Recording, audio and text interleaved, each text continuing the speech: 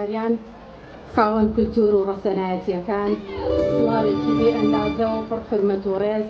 بۆ ئێوەی خۆشەویست پێقەدەمتان سەرسەر و سەر چاوانە. ئەمڕۆ بۆ یادی 239 ساڵەی شاری شاران بەوری ڕەشی نەبەزیوی گشت کوردستان شاری سلێمانی و ڕۆشنبیران هاوتا لەگەڵ ساڵیادی کۆمەڵەی هونەری میلی کوردستان ئاهەنگێکی پڕشکۆ بۆ ئێوەی ئازیز ساز دەکەین کە لەلایەن هەردوو ڕێکخراوی هاوشاریانی سلێمانی و کۆمەڵەی هونەری میلی کوردستان بۆ ئێوە ساز دەکرێت. باشترین دەستپێک ساتێک وەسانە بۆ گیانی پاکی ڕۆژدانی کاکوونشتین.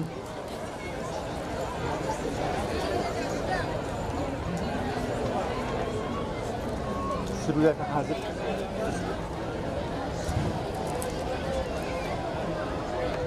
زۆر سپاس بفەرموو. جزاء فيك الجزاء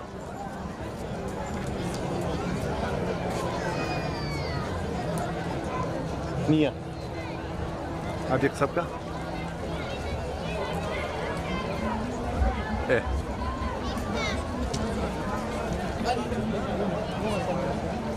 أنا هلا جزاء واجو أنت لا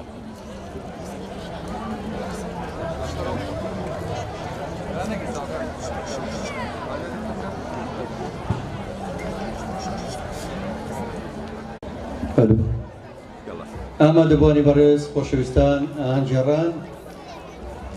هەموو لایەک بە گەرمی بەخێر بێن بۆ بناری مامەیارە بۆ بناری مەزاری پیرەمێردی نەمر بۆ کارێزی وەستا شەریف سەیرانگەی جاری جاران سەیرانگای خەڵکی ڕەسەنی شار خۆشەویستانم بەخێر بێن بۆ میادە پیرۆزەیادی 239 ساڵەی دامەزرانی شاری سلێمانی. ئێستاش داوا لە بەڕێز کاک سەرکار حەسەن بەگەکەین سەرۆکی ڕێکخراوی هاوشاریانی سلێمانی کە وتاری لیژنەی سەرپەرشتیا پێشکەشەکە وتاری هەردوو کۆمەڵەی هونەری میلی و ڕێکخراوی هاوشاریانی سلێمانی پێشکەشەکە. کاک سەرکار حەسەن بەگ با فەرمێ بۆێرە. ئەم ناڵانە لا بەندەیە کاک دیاری ئەم ناڵانە لا بە لەسەرەوە بێت.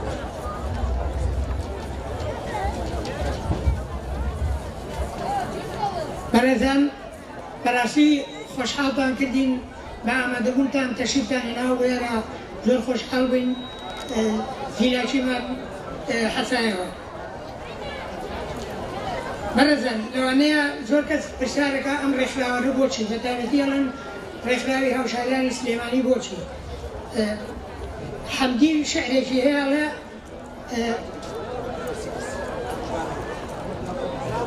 رێ بە قەعری بەحرە بە غەواسی ماهر بۆ گەوهر حەقێ بۆ مەزمون کە شاعیر کەوتە ئەفکاری عەمیق. ئەم شعرە پێمانەڵێ ئەگەر مەلەوانێکی دەریایی کە ئەچێتە بنی دەریاوە بۆ پارچە گەوهرێک پارچە مەرجانێک یان یاقوتێک ئەو هەموو هیلاکی و خەتەراتە بەخۆی ڕێژێ. شاعریش حەقی خۆیەتی بەدوای وشەی جوان و ڕستەی جوان و بۆ بەهێزکردنی شعرەکانی حەقی خۆیەتی کە بچێتە قوڵایی فکر و بیرەوە بۆ بەهێزکردنی شعرەکەی.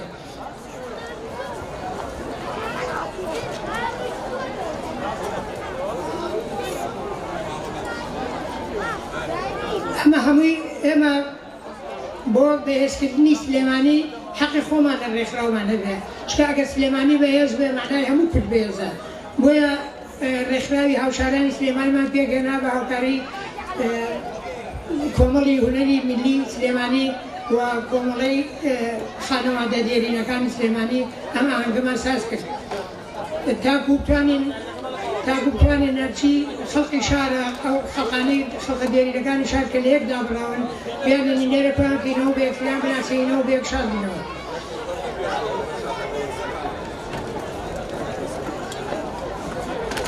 دیارە خەڵقی سلێمانی ئەمە هەومان نەزانین لە هەموو ڕێگەوە سلێمانی و خەڵقەکەشی دێنازن. بەتایبەتی فەرمانبەران مامۆستاکانمان دەرچووی زانکۆکانمان هەر زۆر بێنازن. چێ هەیە خوێندکاری زانکۆی نەبێ دەرچووی زانکۆی نەبێ و نەبووێ بەبار بەسەریەوە. هەموومان ڕۆڵەکانمان کە زانکۆی تەواو کردووە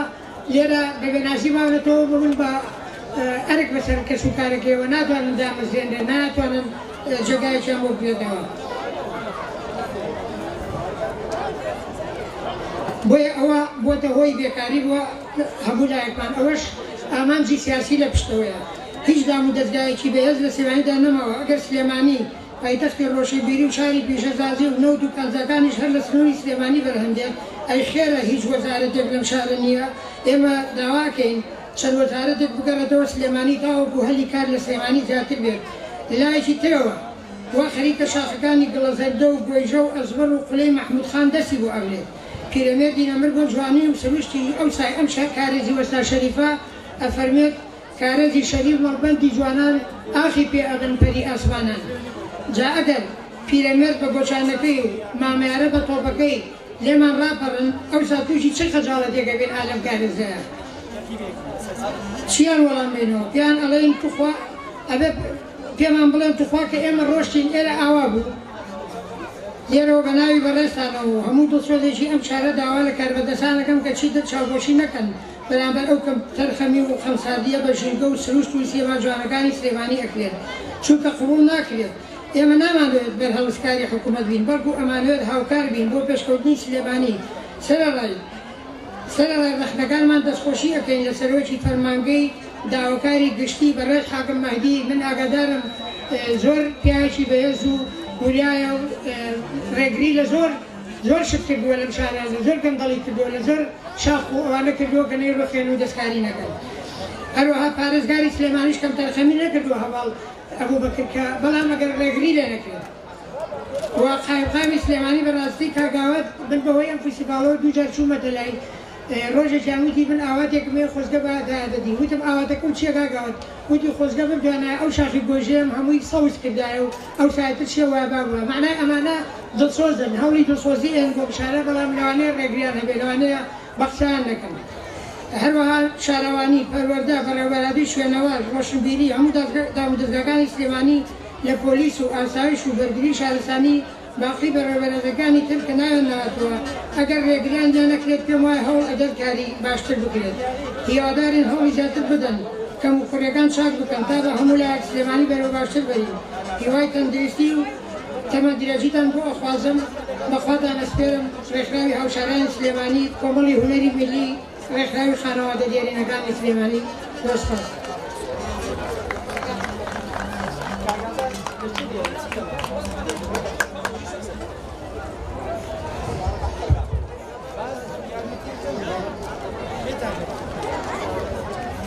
بأرز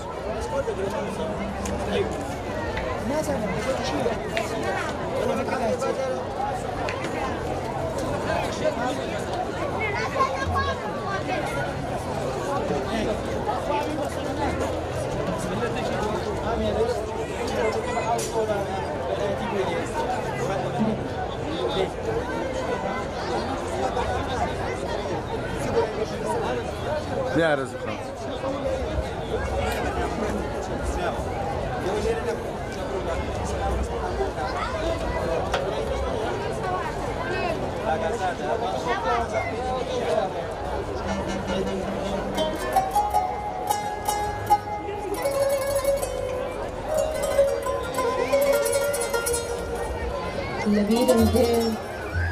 لەبیرم دێت سلەیمانی کە داورە مورکی بابان بوو، نە مەحکومی عەجەم نە سوفرەکێشی ئالی عوسمان بوو. لەبەر تاقی سەرا خەفیان دەبەست شێخ و مەلا و زانوو، مەتاقی کەعبە بۆ ئەربابی حاجەت گرد سەیوان بوو. لەبەر تابووی ئەستەڕێ نەبوو بۆ مەجلیسی پاشا، سەدای مۆت و هاو نەخارە ئەیوانی کەیوان بوو. درێت بۆ ئەو زەمانە، ئەو زەما، ئەو عەسرە، ئەو ڕۆژە کە مەیدانی جلبازی بە دەوری شاری ئاستان بوو.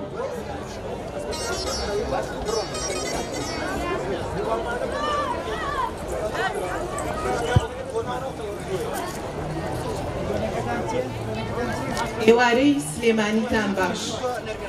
هەرچەندە پیر بێت هەر شارە حەیاتەکەیە، بەهەشتی پاکی زاتی خوا ناسراوە لە بەرجوانی کت و مت دروست کراوە لەسەر شێوەی سلێمانی. ئازیزان ئێستاش ئێوە و هونەرمەند خاتوو نەرمی وەزا با بفەرمێت بۆ چڕینی گۆرانەکەی تاکە خانمە کە هەموو کاتێ لە یادەکانە بەبێ بەرامبەر بەشداری دەکات با بفەرمێت.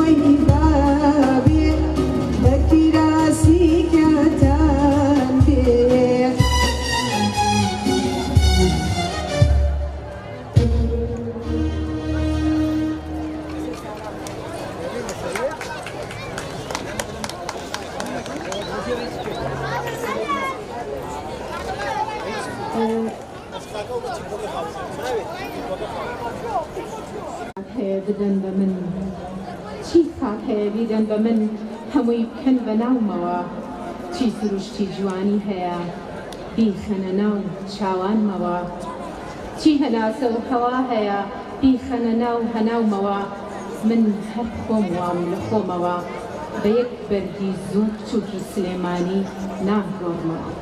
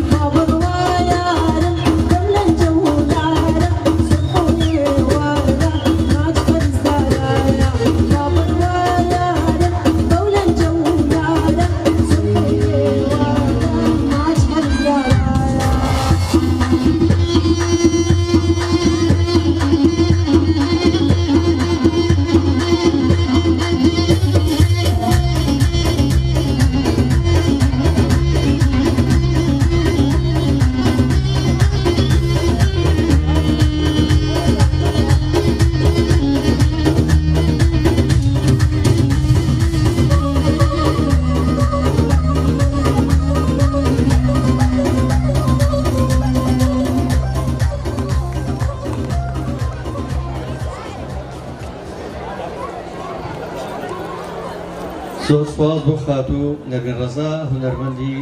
دەنگخۆش ئەندامی دەستەی باڵای کۆمەڵەی هونەری میلی کوردستان خۆشەویستانەوەمان بیر نەچێ ئەمڕۆ هاوکات یادی 14 ساڵەی دامەزرانی کۆمەڵی هونەری میلی کوردستانە و من لێرەوە مژدێک ڕاگەێنم بۆ هونەرمەندانی میلی کە هەر ئەمڕۆ لەم بۆ نەخۆشەیە کە یادی 239 ساڵەی دامەزرانی شاری سلێمانیە مۆڵەتی پرۆژەی نیشتەجێبوونی هونەرمەندانی میلی چووە بواری جێبەجێکردنەوە کە مای دڵخۆشیە پیرۆزبایی لە هەموو هاوڕێکان و هونەرمەندانی میلیەکەم. لەم بۆنەیە دوو سیمبۆڵی شاری سلێمانی لێرەن شاعیری ناودار سیمبۆڵی شاری سلێمانی و هەموو کوردستان کاکەڵۆ شێرکۆبێکە زێرێ بە فەرمێ لەگەڵ هونەرمەندی دەنگخۆش ئازادی مەحموود تۆفیق شڵێک ئازادی خەیات هەردووچیان بەیەکەوە پەرچێشمانەکەن بۆ ناو دنیا جوانەکەی شاری سلێمانی کۆڵان بە کۆڵان چۆن لێرە گەڕەکەکانمان داناوە لە مەڵکەنیەوە پەرچێشمانەکان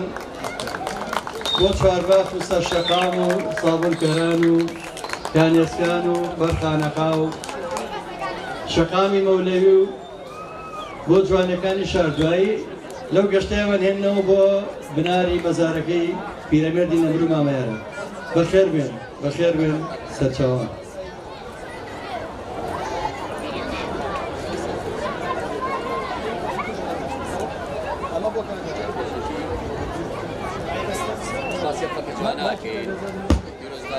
دووسە و سیوە ساڵە لە سلێمانیەکەین ئێمە هەمومان بەڕاستی هەزاری سلێمانین ئێمە بە هەمومان هەوڵێک بین کە سلێمانی هەر سەربەرز بوو هەر سەربەرزی ژەبێ ئینشاڵڵا. سوپاس بۆ کاکە جەزا و تیپی میلی سلێمانی سوپاس بۆ پیاوە جوانە کاکە هەڵۆی شەرکۆبێکەس ئێمەمانەیە لەم ڕێگەیەوانێ خزمەتێک بە سلێمانی بکەین.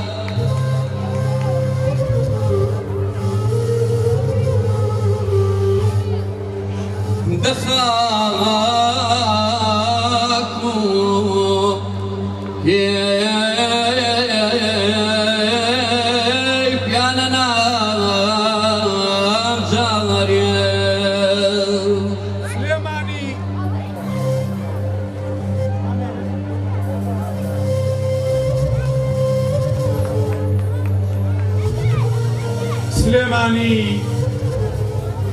خۆشەویستیت باڵدارێکە بە باڵی زامەکانی منەفرێ دارمێوێکە بۆڵێک گلێنەی شەوانی شعرمەگرێ خۆشەویستیت هەژارێکە نانی خەمەکانمەخوا سرودێکە بەرجی نۆتەی سەنگەرەکان لەبەرەکە لوتکەیەکە کڵاوزەڕەی شەفەقی یار لەسەرەکە خۆشەویستیت ڕەشماڵێکە کە ئازارە کۆچەرەکان لەسەر سنگی فەیلیەکانم هەڵیان داوە خۆشەویستیت مناڵێکە دیاربەکر بوویەتی و مەهاباد مەمچی ئەداتێ خۆشەویستیت قوڵنیەکە وا بەدەستی بوو مەلەرزەی فەرهادە ڕەشەکانەوە هەڵگیرساوە ئەم ئێوارێش خۆشەویستیم لاولاوێکە لە بڵێسە و بە گردی سەرکەشی مامەیارەدا هەڵسناوە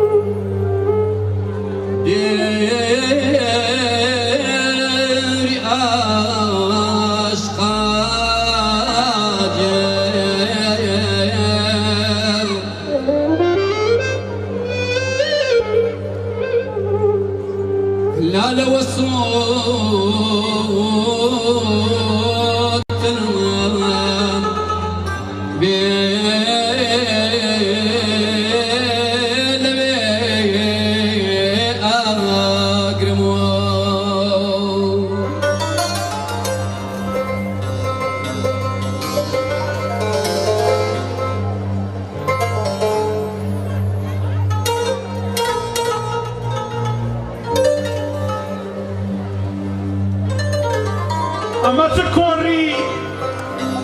سۆزێکی دەروێشانی دڵ و ئاوە دەفی سەرم لێ ئەدەن و ئەم کەن بە تەکێی ئەم عەشقە هەڵقرچاوە ئەمە چ باوەڕانی ساڵێکی شێتگیرە وا ڕۆژگاری خۆی تێگەشتێنێ و شمشێر ئەدا لە گەردنی ئەو هەتاوە سلێمانی من قوڵیت بە ڕەگەمە پێوم بۆیەوە هەموو جار ئەگەمە ناو ناخت و هەوێنی مێژووت و ئەڵماسی ناسۆرت دەرەهێنم سلێمانی من بەرزین بەکڵ بەم ئەپێوم بۆیە هەموو جار ئەگەمە لوتکەت و چاوی خۆم لە باخی ئەو بەفرەدا ئەڕوێنم شعر و من عاشقە و ماشقەی لە یەکتر ئاڵاوی قەدی تۆین ئەی سلێمانی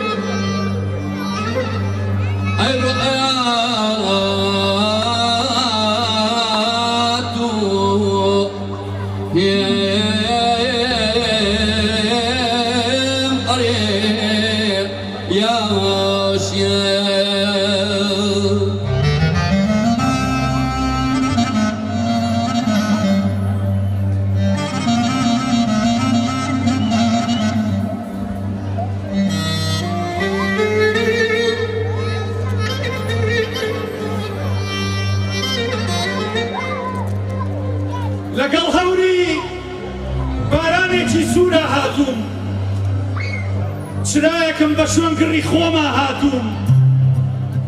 لەگەڵ کۆتری دەنگی سپی برینداری پیکاسۆدا هاتووم لە شایی خوێنی لۆرکادا هەڵەپەڕم هاتووم پێتان بڵێم ئەی زەریا و بێشەی هاوڕێ ئەی سلەیمانی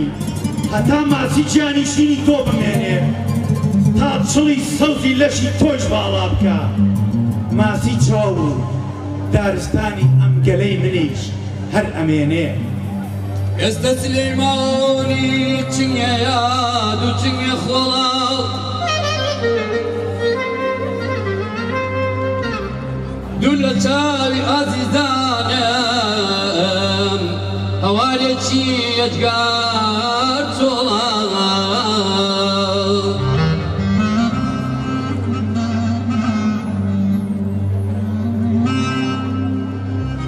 هەموو شەوێ یادەکانی بەناو دڵما دێن و دەچێم بەڵام سەد ئاف سلەیمانی قەت لە جاری جاران ناچێت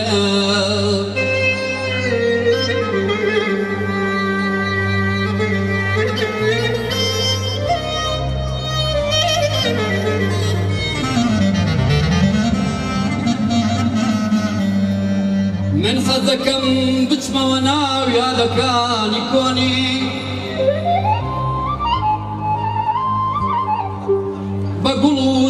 مێخەک سلەیمانی پڕکەم لە بوانی لە بوانی لە بوانی لە بوانی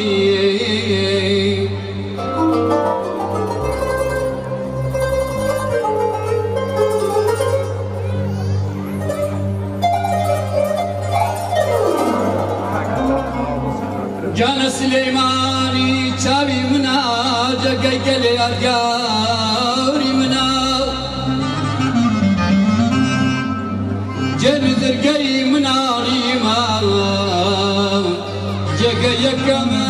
عەبدوڵڵاری ماوە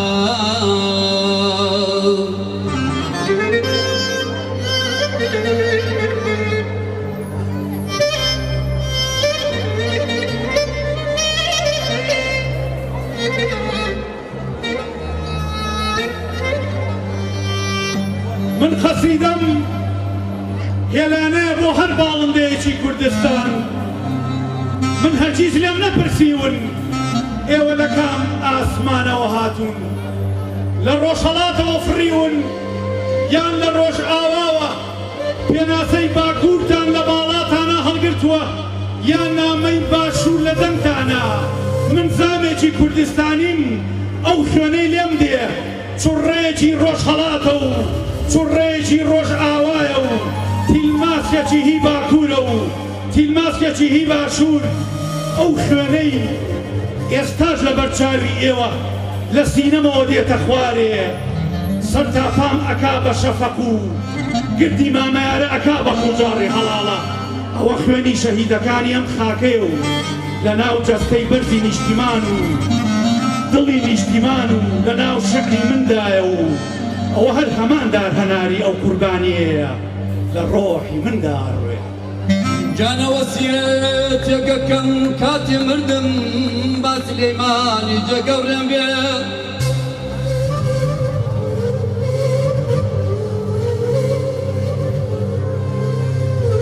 جانە وەسیەتێکەکەم کاتی مردم با سلەیمانی جێگەورەم بێ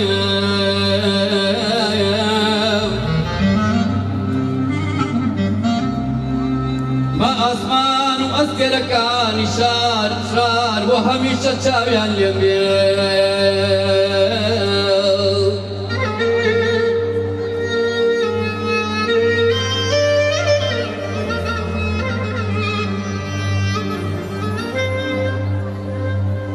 جانە وەسیەتێکەکەم کاتی مردم با سلەیمانی جێگەورەم بێ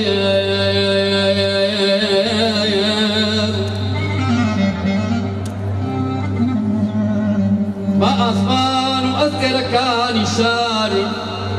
لە سەیوانەوە هەمیشە چاویان لێم بێ لێم بێ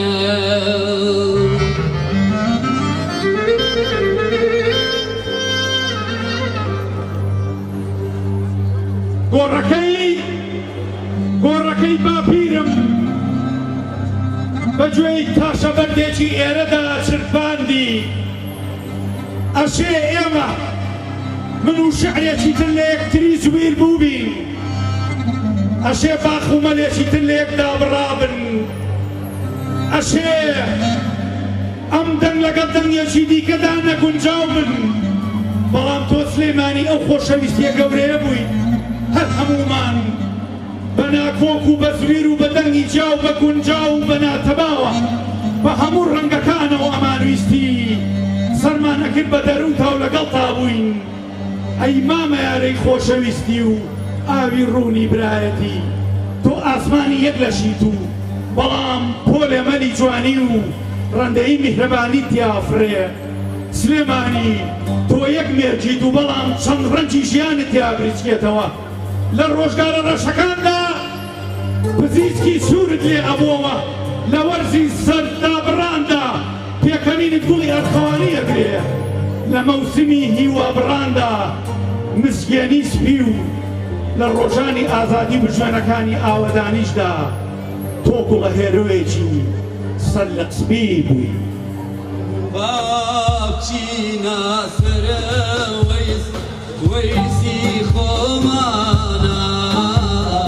باوچی ناسرە وەیسی خۆمانە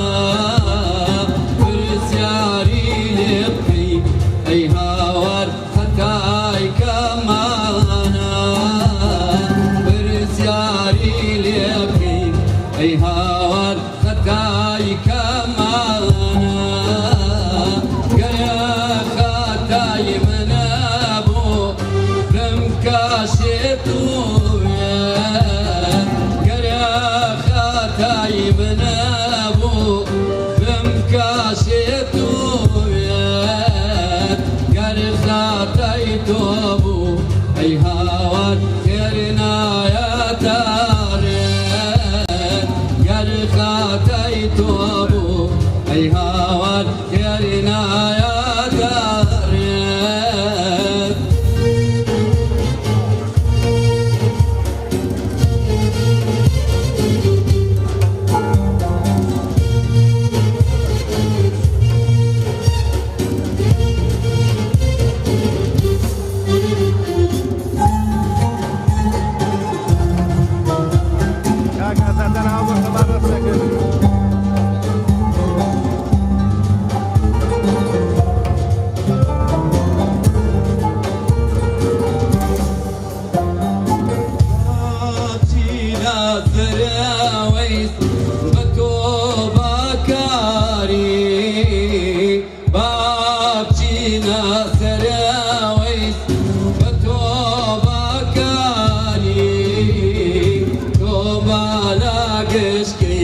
أي هاوان نقلا دوداني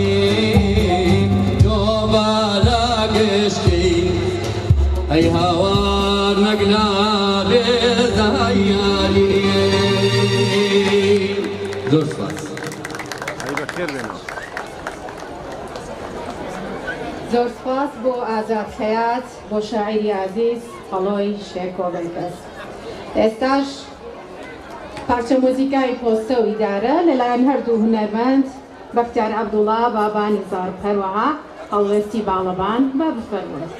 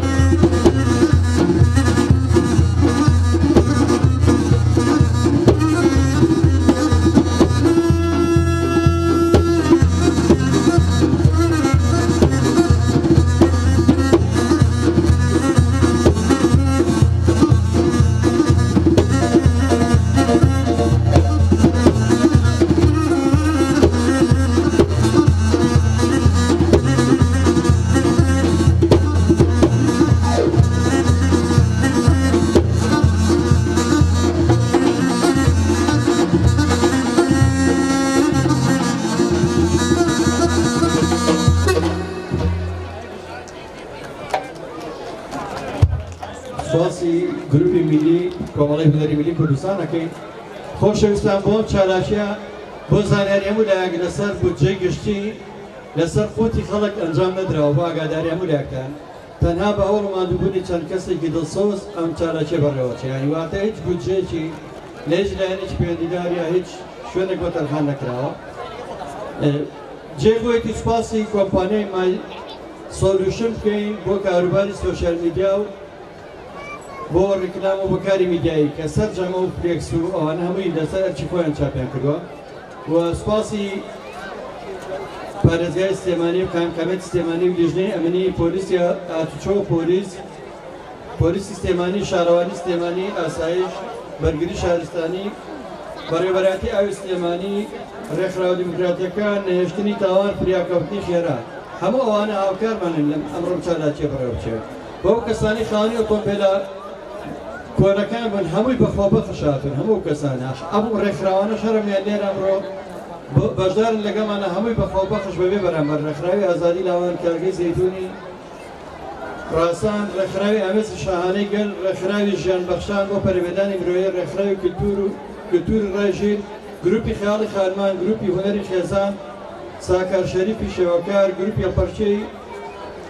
نیشتیمان گروپی پەرچەی سلێمانی کۆمەڵی گەشەپێدانی پەروەردەیی سەنتەری ڕۆشنبیری کۆمەڵایەتی بابان ڕێکخراوی خانەوادە دێرینەکانی سلێمانی ڕێکخراوی هاوشاریانی سلێمانی کۆمەڵی هونەری بینی ئەم چارەکیان ڕێکستۆ دیارە کۆمەڵگەی پەروەردەیی یا باخچەی ساوایانی خەونی مناڵانیش پاشکەمی ترەگەنە لەمان لە ئێستاە داوای گۆڕانی شادمان لێکەن زۆر گۆرانی بێژگار ئەمڕۆ بەشدارن بەس حەزەکەمەوە ئەمڕۆ دڵتان شاد بێ هەمیشە سلێمانی چۆن لە هەناو هەموو قەیرانەکانە بە یەک ڕەشەبا هەموو ئەگرەکان دامرچێنێتەوە سلێمانی هەر بۆ بەناوبانگ بووە بە حەیران تەحەدای هەموو قەیرانەکانەکەین ئێستا بە هەڵپەرچێ ئەمڕۆ دڵی خۆمان خۆشەکەین کە یادی دامەزانی شارەکەمانە شاری سلێمانی گروپی پەرچەی سلێمانی و گۆرانی بێ سۆران محەممەد دڵتان شاد دەکەن لێرە ڕێکخراوی ڕەشماڵ بۆ کولتور ئەوان لەگەڵمانن زۆر زۆر سپاسیان دەکەین هەر هەمویان ئەو خۆشەویستانە بەشدارن خەلیفا ڕەنان کاکە ڕێنوار شەهبورهان فڕموچی هەموو برادەرەکانی ئەو ئەسڵ سوارە خۆشەویستانە هەمووتان بەیەکەوە ئەوە دانای ئەنتیک تا ئێستا هەر خەریکی شیری شێرەکەیە سپاسێکین فەرمونون ئێستا ژێ و گۆرانی بێ سۆران محەممەد و گروپی پەرچەی سلێمانی بۆ تابلوێک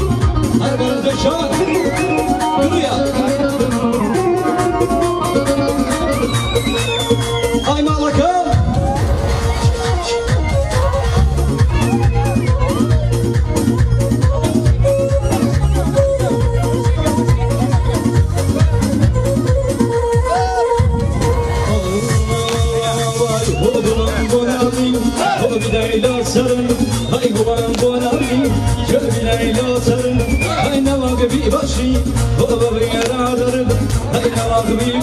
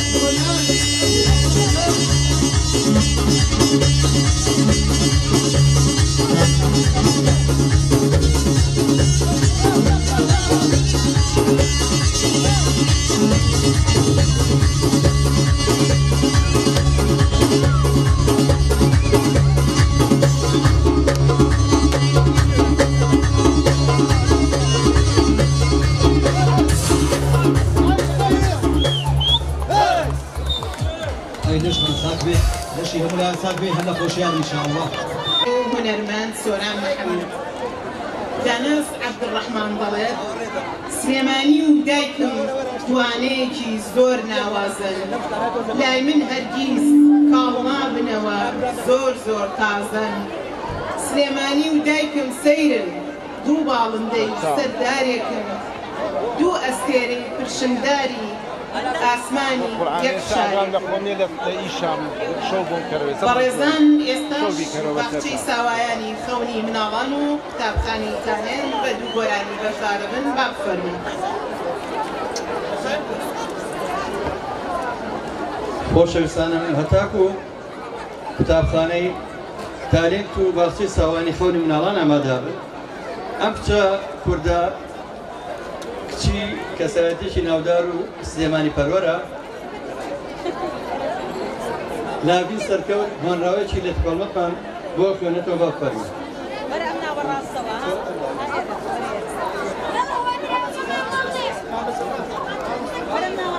باشە نانە شوێنی خۆی زۆر چاک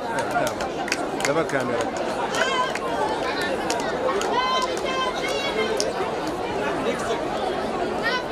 مەڵبەندەکەی مامەیارە خۆشم دەوێ هەرچی شارە بەڵام شوورای مەڵبەندەکەی مامەیارە لە دڵمدا لە هەمویان زیاتر دیارە. هەموو کێوێکی بەرز جوانە بەڵام زێفترین لوتکە لە لای من هەر بۆی ژەو هەیبەت سوڵتانە. هەموو ئاوێکانی کارێزێک ڕەوانە بەڵام لای من خۆشترین ئاوەڕوونەکەی سیروانە. هەموو گۆرانێکی خۆش تنووسکی بزۆزی گیانە بەڵام لای من بەتامترین گۆرانی هۆرە و لاوک و حەیرانە. ئەی شارەکەی مامەیارە ئەمە دەستمە لە ملکایە دەست و منت لە یەکتری ناترازێنێت تەوراسی هەرچی زۆردارە لەتیف هەڵمەت. درستان قسەکان لە خۆشێ بە قوربان هەرژیت.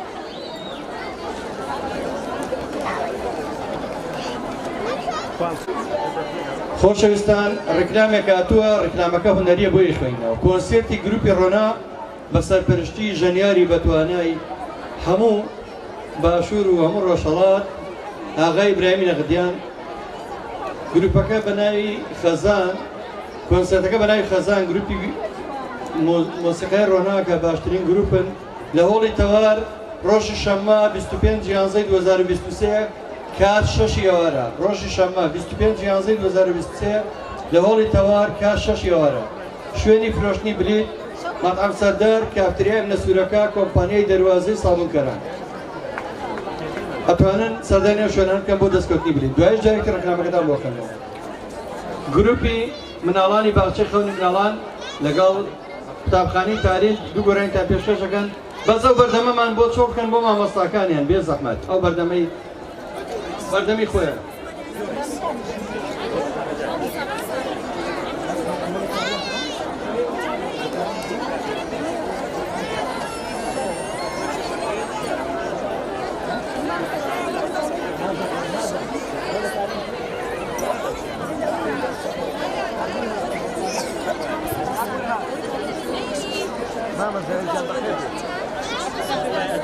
ئەوەتا ئەوە جەزایە ئەوەتا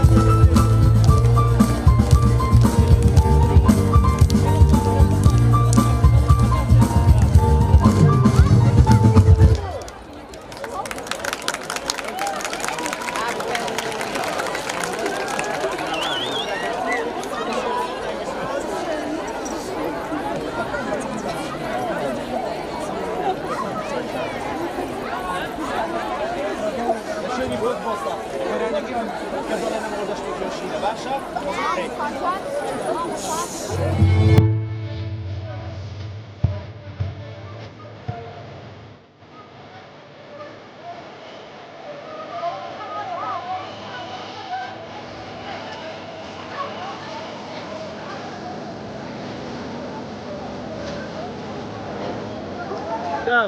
不打不打。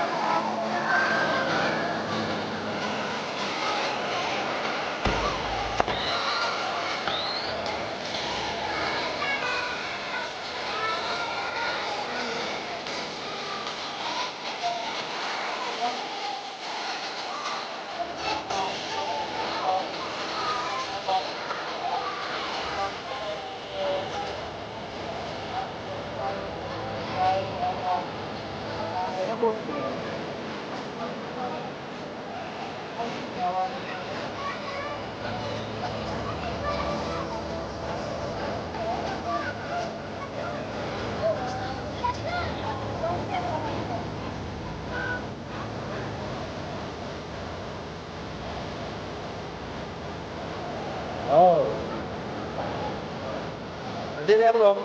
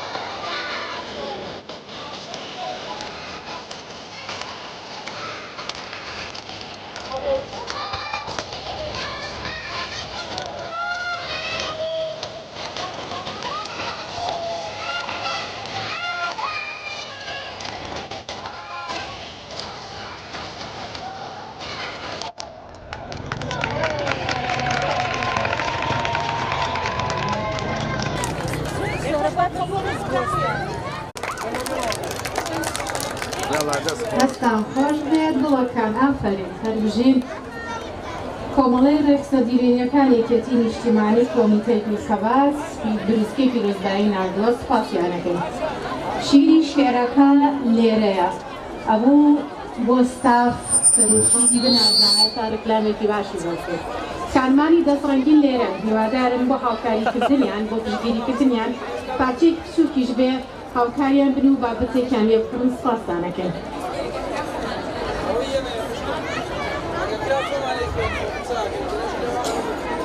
بەس کۆمیسیۆنەوە سپاس. بە ناوی خوای گەورە پیرۆزبایی 239 ساڵی سلێمانی خۆشەویست بە ناوی ڕێکخراوی ئامێزی شاهانی گەل بە ناوی سەرجەم ئەندامانی دەستەی ڕێکخراو پیرۆزبایی یادیدا مەزراندین سلێمانیەکەین دەستخۆشی لە بەیانەوەڕێکان تا بجەدا سەرجەم بەڕێوەبردنی ئەمە هەنگا لەگەڵ ڕێزی ڕێکخراوی ئامێزی شاهانە سەرۆکی ڕێکخراو مامۆستاکاوە لە پێ مستەفا سپاسیانەکەین. حسن يا بابا لا لا يلا ئەمڕۆ لەبەرەوەی ئێمە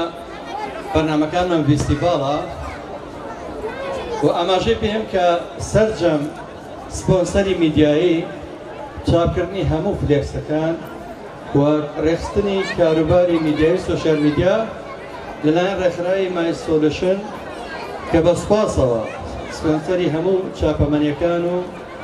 سپۆنسەری میدیایی و سپۆنسەری سۆشیال میدیان بۆ کردینەم کۆمپانیا بۆ بەرهەمهێنانی کۆمپانیای مای سۆلوشن بۆ بەرەپێدانی سۆشیال میدیا کاری ڕیکلام و بەرهەمهێنانی هونەری ئەوان هاوکارمان. ئێستا شاعیری ناودار عومەر کەسان هۆنراوێکمان پێشکەشەکە بە بفەرمێت.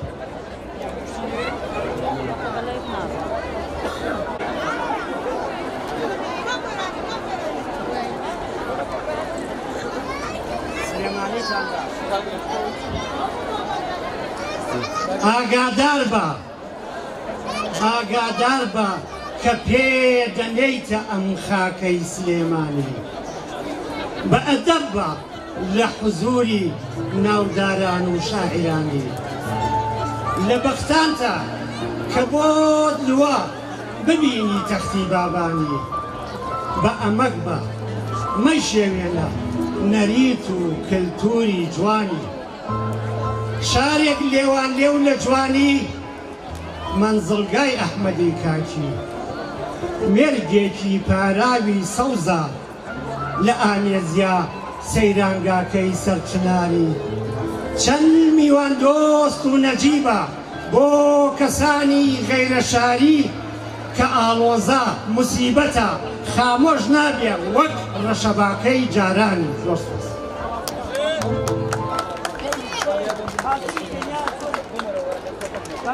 بۆ شعرە جوانەکانی ئێساش کاتی چەپشێ گوڵ و گۆرانی هەڵپەرچەیە تیپی هەڵپەرچەی نیشتیمان بە سەرپەرشتی وەستا بەکری جوود دەستماڵ خەری و بڵم زەمبەلێک ماشەڵڵا هەڵە جوان سەرپەرشتی و گروپاکە بە فەرمێ لەگەڵ هونەرمەندی میلی عومەر گەرمیانی گۆرانەکان ناپچڕێنین دوای عومەر گەرمیانی هەر ڕاستەخۆ چەپچێ گۆرانی هەڵپەرچەی لەلایەن سەرکەوت مامە هونەرمەندی دانخۆش و هونەرمەند عەلیارە لێرەیە هونەرمەند زاید جەلال لێرەیە بەردەوامی لە ئاهەنگەکەمانە گەرێەوە لەگەڵمان بمێنەوە ئێمە تا درەنگانێکی ئەوارە لەگەڵتانین ئەم ڕۆژە جوان و خۆشتر و خۆشترەکەین. چەپڵێک بۆ گروپی هەڵپەرچەی نیشتیمان ئەو گروپە جوانەی مایە شانازی بۆمان بەڕاستی بۆ کۆمەڵی هونەری میلی کە کۆمەڵی هونەری میلیمان دامەزران ئەم گروپە لەگەڵمان نابوون و ئێستاشە لەگەڵمان بەردەوام دەستیان خۆش. يا اخوة والله انا مشغول مكسم بيرني خجالتهم الدنيا مع ساعات وناخوشيم هي شي بوا اي ترس دواي اي او جانا ما شكانم لو برقالاو ايه مم جيبه ان شاء الله لو برقالاو ثاني تشلم او برقالاو ايه الزلمه كيف قشتي دواي بس لا الله دي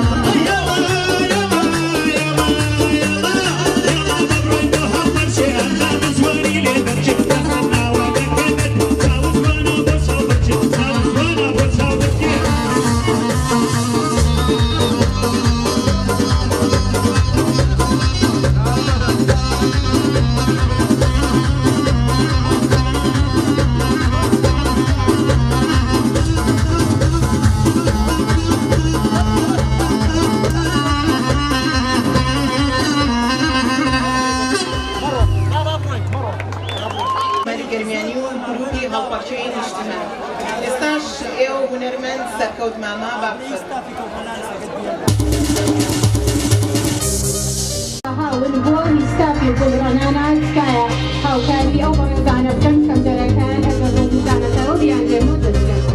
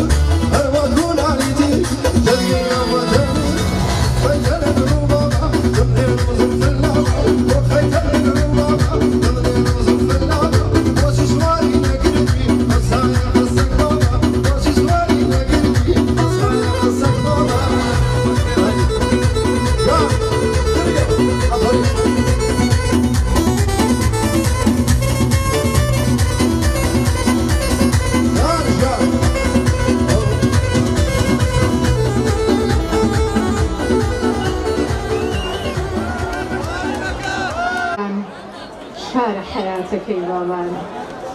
سەر ئەزمەڕ و بەرسەراکەت دێنێ هەموو دنیای جوانی لە خوەچێ جوانی بۆی ژەو دەباشانی لە مەڵکەندی تا سەرچنار مەجیبە تا هەواری شار توی مەلیکی دڵدارانت مامە یارە و نەو ڕۆزەکەی بەهارانت لای پلکەکەی خاڵە حاجی بەرزەگردی عەلی ناجی گەڕێکی کۆنی عەفاری هەمووی پڕن لە یادگاری جارێک وەرز سەرێک بدە ئالەم شارە ئەزانین چەند ئازیزە ئەمانە هەمووی پێکەوە لەگەڵ یەک دنیای ترجوانی ناویان ناوە سولەیمانی شاری هەڵمەت و قوربانی سستی ناشێ بۆ شارێک پڕ قوربانی بێ ڕەشەبایە سمبولی شاری گەورەی سلێمانی ئەم دوو دێڕە هی شاعری بەڕێز سەلام خەزازە ناردێکی بۆ مادی خوێنینەوە سپاسێکی فەرموون بۆ پێدانی چەند خەڵاتێک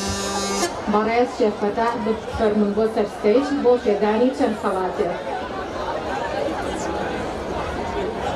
پێم وا بێ هەرە بێ خۆم ئەو خەڵاتە وەرگرم بەڵام بەڕێز شێخ فەتاح با بفەرموو بێ پێدانی خەڵاتەکان ڕۆیوە شێخ فەتاح ڕۆیوە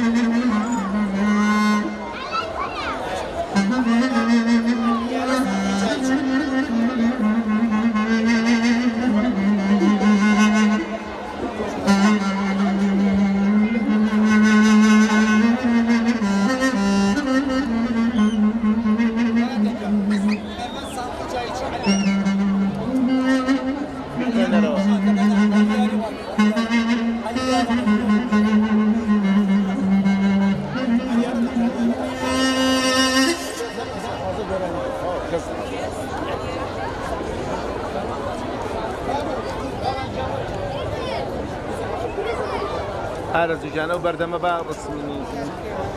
فەرموو دوو خەڵاتەکە وەستاوە باش خەڵاتەکە باش بۆ سەبا خەڵاتەکە بێ بۆسە ئەم خانوە بچووکە خەڵاتەکان دەبەخشێ بە بەڕێزان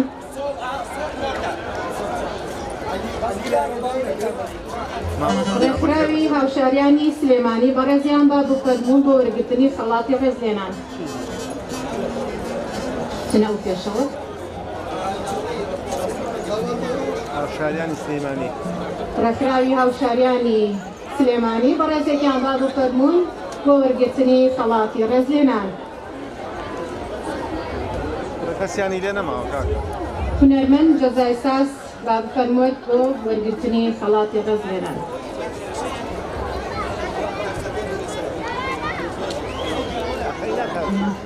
وەرە کاکە دەوەرە ڕستیان بگرە بە فۆتۆش فۆتۆ بۆسە جەزا جەزا بۆسە پیرۆزە بڕۆتەوە ڕێکخراوی هاوشاریانی سلێمانی بەڕێزیان چەرمون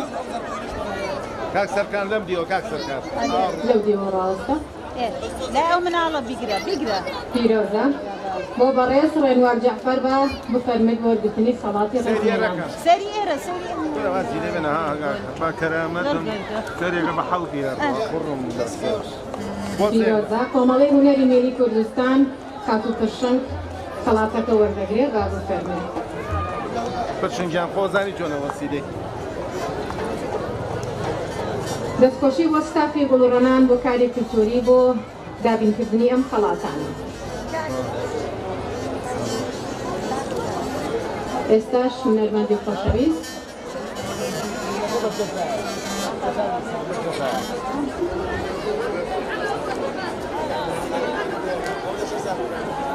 بە کەرامەتم لە شەشی بانیەوە حاڵی منە تا ئێستا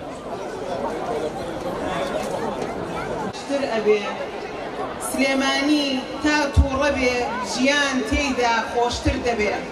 ئازیزان ئێستاش ئێوە هونەرمەند عەلی یارەی خۆشەویست با بفەرمێ لەگەڵ هونەرمەند ساڵحی جانتی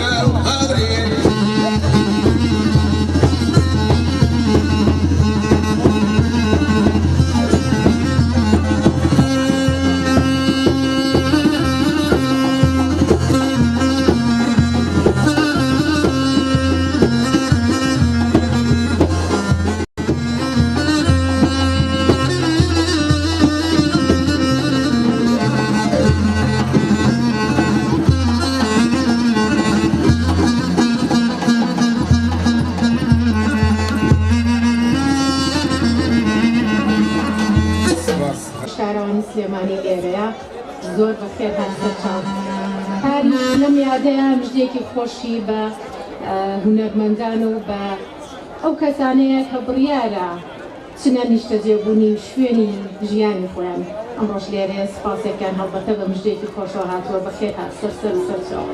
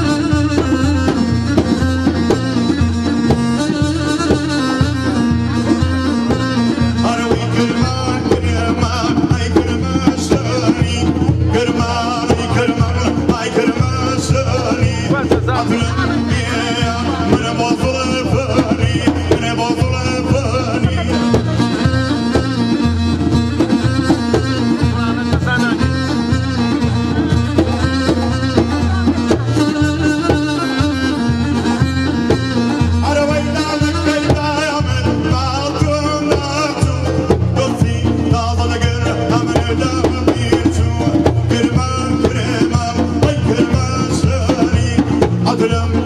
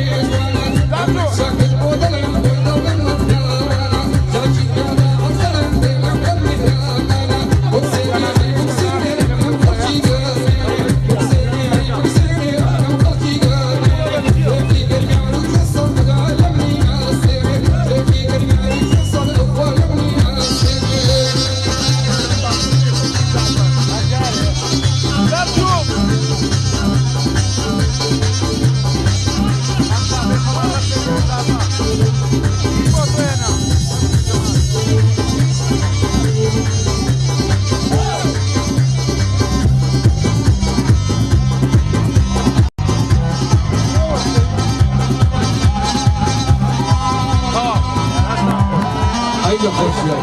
هەردەم لە خۆشیە دەستان خۆش بێ مانزوونە بن ئەمە ئاهانگەکەمان بەردەوامە بێت پارچەیەک میوزیکمان هەیە ئاوێتەبێ بە ڕۆحی ئێوە ئیبراهیم نەفەزیان ناسراو بە مامشێت دواتر ئەگەڕێنەوە بە گروپی هەڵگەڕێ و گۆرانی شادەوە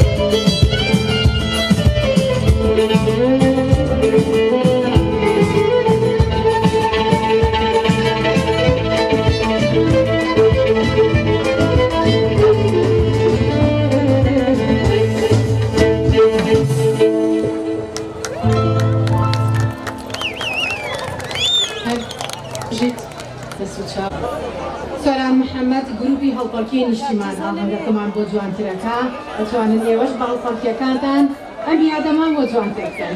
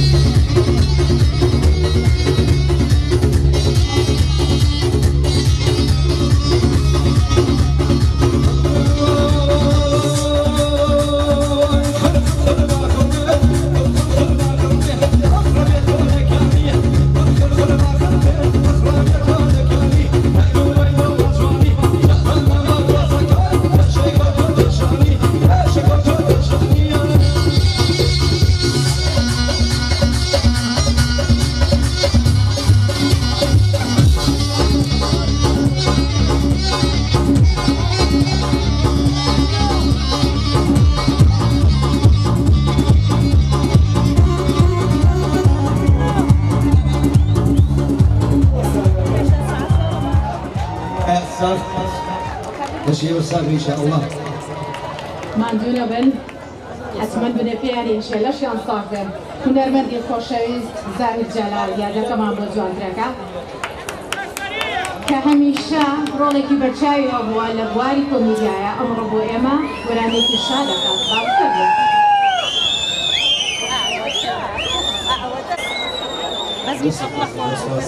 من داوای بۆ گشتان لێکم بەڕای خێرا نامە ببوورن من داوای بۆ دەکەم ئەبای زۆر زووتر هاتوانە تا کار جەزا پەیوەندی کرد ئامادەی خۆم دەربڕیە دەستپێکردنم دوای پیرۆزبایی 232 ساڵدامەزرانی شاری سلێمانی خۆشەویست من شاعیر نیم بەڵام ئەم شیعرەم لە خۆشەویستی سلێمانی نووسیوە یەک دەقە بە یارمەتیتان کڕینە دەتیت بە سەقاوسەتە خوارەوە بە یارمەتیتان بە قوربانم بۆ جوانی شاری سلێمانی ئەڵێم من کوڕی ئەم شارە پڕ لە کێشمەکێش و جەنجاڵم من کوڕی ئەم شارە پڕ لە کێشمەکێش و جەنجاڵم بێ سلەیمانی ناژی لە دڵمایە هەر ئەوە ئەو هەموو خەون و خەیاڵم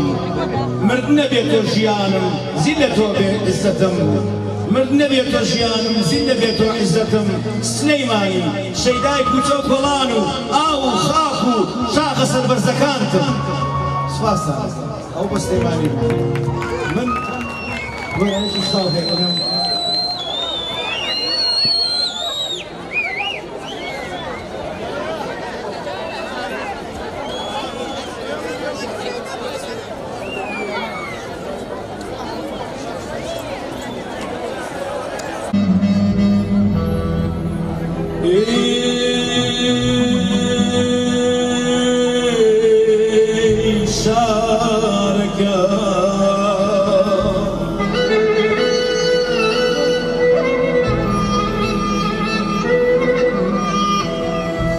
شارەکەم نازانم تۆ تینی خوێن و تاسەی منی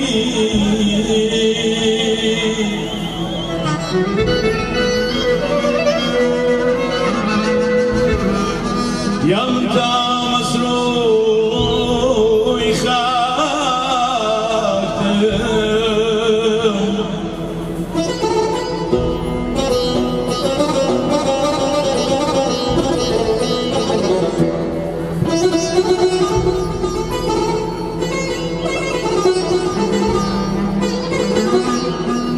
بۆیە هەرچەند شەویژیر لە تاریک و شەوە زەنگ بێ شیلەی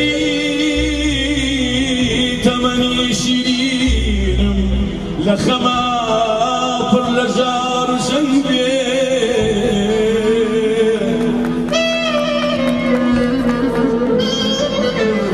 خۆشەویستی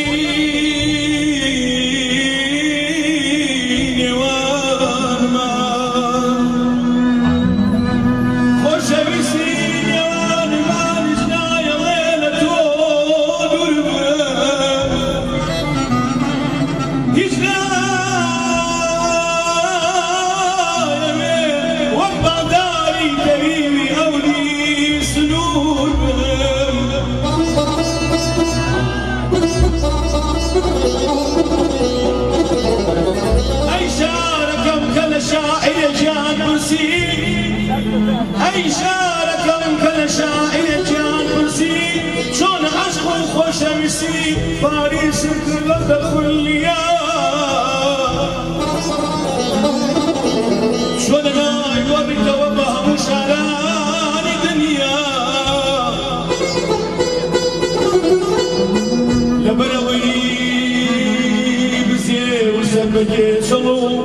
نەمر بۆ سلەیمانی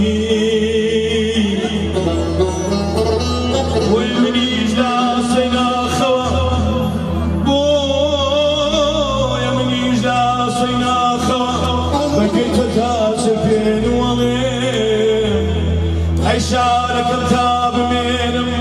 خوێن و شاری وەک تۆیەمێ دڵم یاری وەک تۆیەمێ بولبولی سۆز و کەڵکەڵم هەر بەهاری وەک تۆیەمێ هەر هەواری وەک تۆیەمێ ئەی شارەکەم سلەیمانی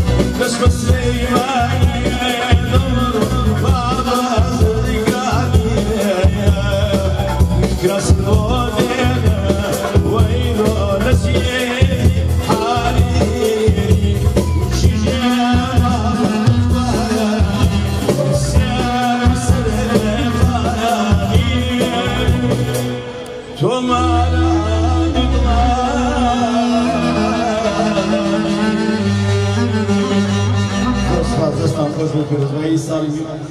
سلێمانی داهێدا 230 ساڵ یای دامەزرا فەرموو ئێوە هەڵبژێن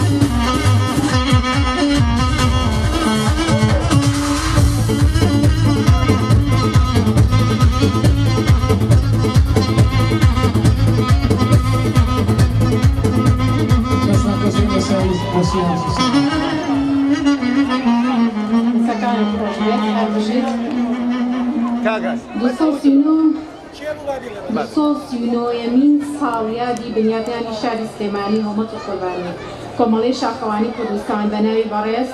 سەرۆک و ئەندامانی ئەنجومەنی بەڕێوەبردن و ئەندامانی دەستەی کارگێڕی و سەرپەرشتی کۆمەڵەی شاخەوانی کوردستان لەگەڵ تەواوی ئەندامانی کۆمەڵەمان پیرۆزبای 239 ساڵی شاری سلێمانی پایتەختی ڕۆشنبیری لە سەرجەم کوردستانیان دەکەین بە تایبەت دانیشتوانی شاری خۆشەویستی سلێمانی ومێدیکاری جوانتر و بەرەو پێشچوونی زیاتر بۆ ئەم شارە دڵگیرە دەخوازین سپاس بۆ کارگەنەوەر پێشێنیت گۆرانی بێژمان ماوە ئاهەنگەکەمان بەرداوامە بەڵام لە دوایە دەکەیە دیارەک هەیە کورتە فیلمێکە لەلایەن گروپی هونەری خێزان بەمداتە شۆیە پێشکەش بە ئێوەی ئازیز دەکرێت ئێستاش هونەرمەند پێمەنشێت ئیسماعیل و بفەرمێت ئاهەنگەکەمان بەرداوە بس هي منو ترتاح دواء او قوة قربانك رواداری نوشتی روادی گرفتن شتی اینجا گرفتن مدی افلام دابی بزید من سر شاد شو انا بقول لك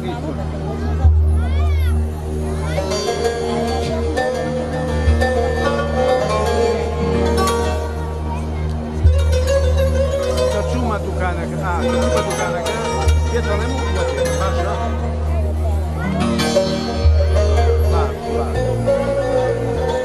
أدام كامل شوال لقل ميا ضربة إرشادك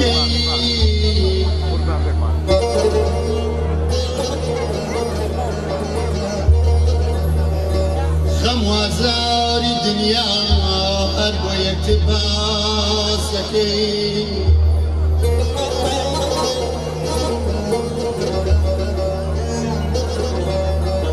شوانا شوانا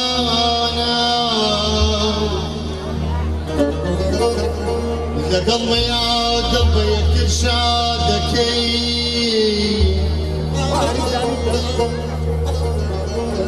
خوازاري دنيا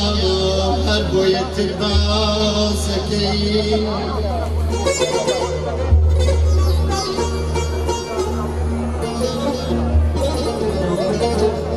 يا كم بيك يكني يا كم بيك يكني أزور لخوما نكين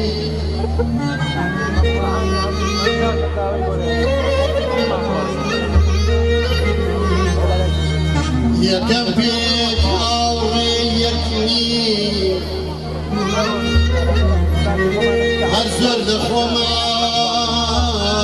نكين أو تاو من شال الرجوان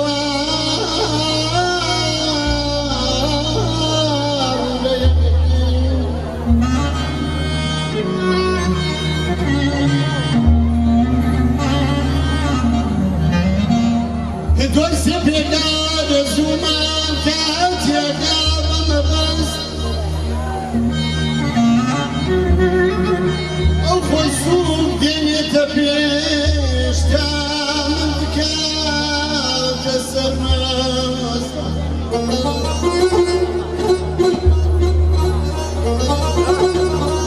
دوای سێپێکار سوڵام کاتێکا بەمەبەست ئەو خۆی سوودێنێتە پێش تا من بکاتە سەرماس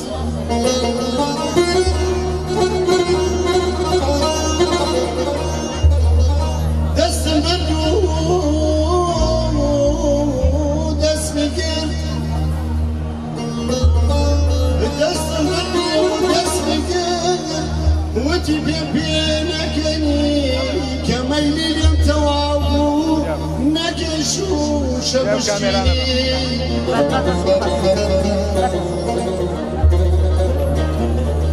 گورە دەستم بردوو دەستمی کرد وتی پێ نەکەنی کە مەیلی لێم تەواو بوو نەکەی بە بشکێنی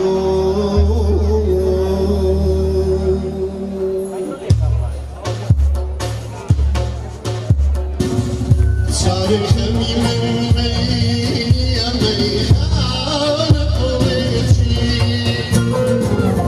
چارە خەمی من مەیە مەیخانە قوڵێکی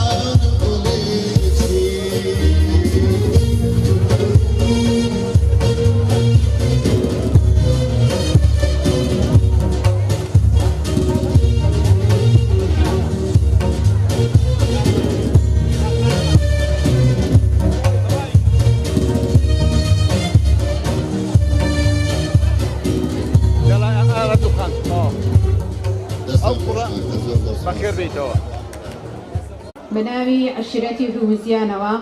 سەرجەم سەرۆک و عشیرەت و تەبێژ و ئەنجومەنی هۆزەکەوە پیرۆزبایەت 239 ساڵێدا مەزراندنی شاری سلێمانی دەکەین لەگەڵ ڕێزی هاوبەشی هورمزیان سپاسیانەکەین دەستیان خۆش بێت. دوو نەرمەدمان ماوە سەرکەوت بابا و قارەمان نەقشبەندی دوا بەدایە گۆرانیەکانمان بۆ دەڵێن با بفەرمون. تاک سەرکەوت بان. بانی کە با من بانی کە سەرکەوت بان. یاڵا بڕۆ.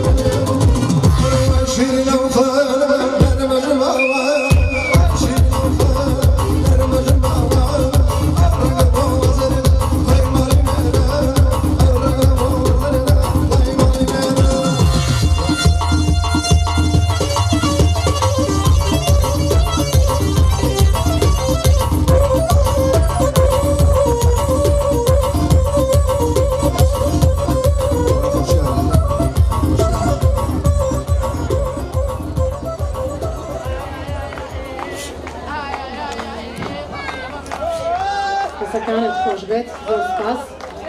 تابلۆی نمایشی هەڵپەڕکێمان هەیە بەڕێزیان با بفەرمون گروپی هەڵپەڕکێی سلێمانی با بفەرمونە